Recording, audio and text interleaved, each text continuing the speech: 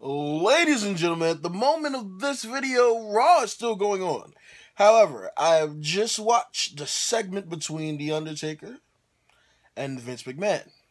And I've decided to do my Raw review at this point because I don't really give a damn.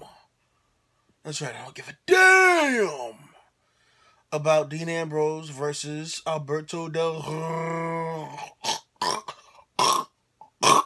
Rio whatsoever. Let me grab my belt. I'm the champion of YouTube. So, with that being said, let's recap.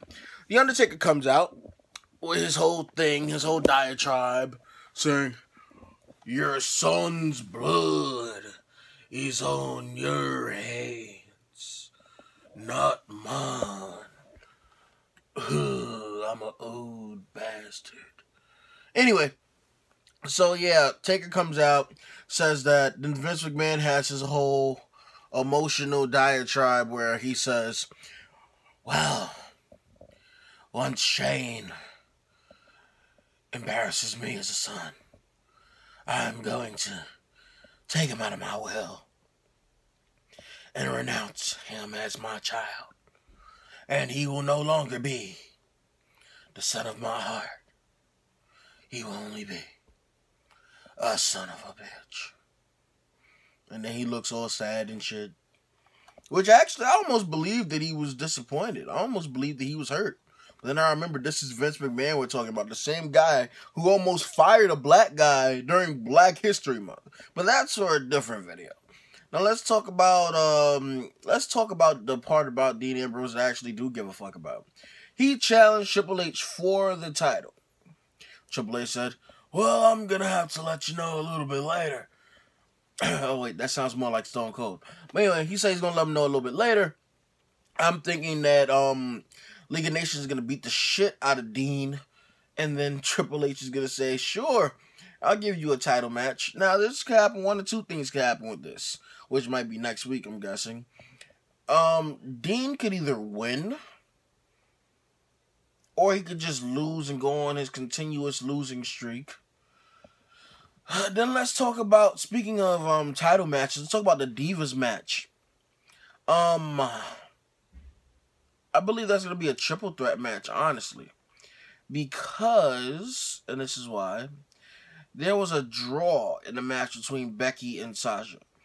And seeing as a lot of people kind of expected the triple threat match to happen with the Divas title, I think that's going to happen, and they're going to keep on pushing Sasha with the rocket poop shoot up her ass and make her the new Divas champion. Because honestly, Charlotte's boring. I'm sorry. Charlotte's fucking boring.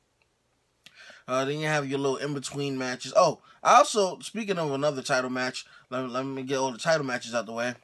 I think that, I don't really know who they're going to set up for the Intercontinental title with Kevin Owens, but unless it's somebody really credible, I'm pretty sure Owens is going to retain at WrestleMania. I'm seeing as AJ Styles and Y2J, Chris Jericho, Y2AJ, whatever they call themselves now, they want their title match against the New Day next week.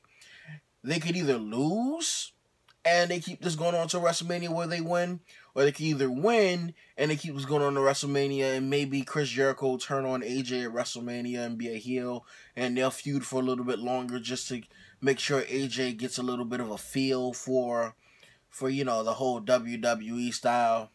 I actually went and during the commercial break looked up to see whether or not Xavier Woods and AJ Styles fought in TNA when Xavier was going by the name of Consequences Creed, and they actually did.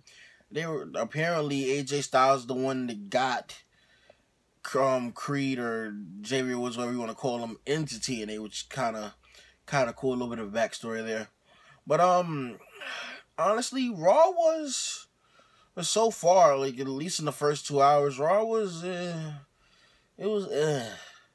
Undertaker came out for about a total of what? A minute and a half. His entrance was longer than his whole dialogue, saying, you know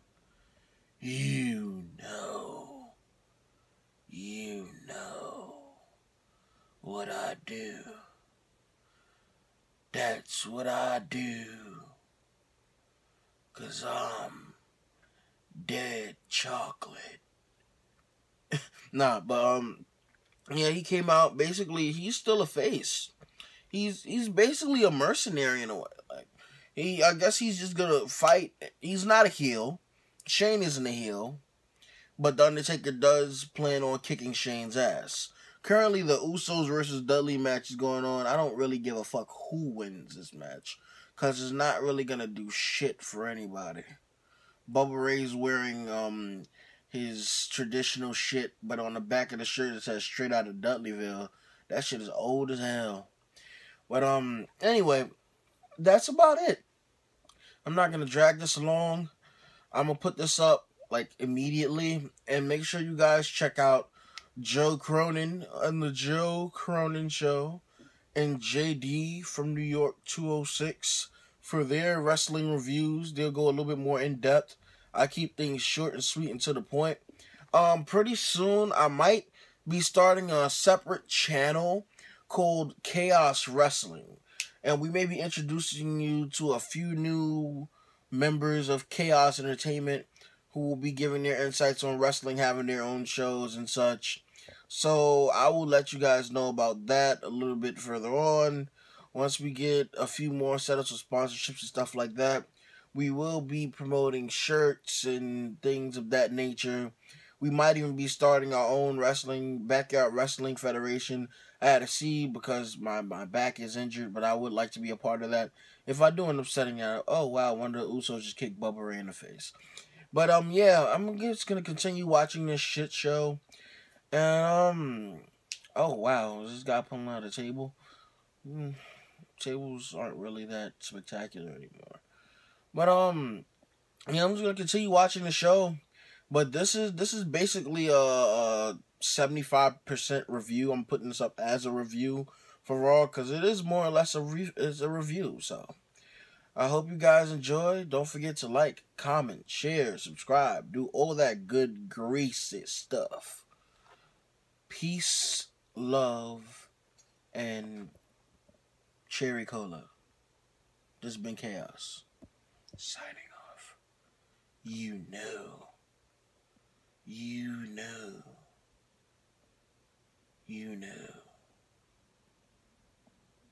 I'm about to turn this video off.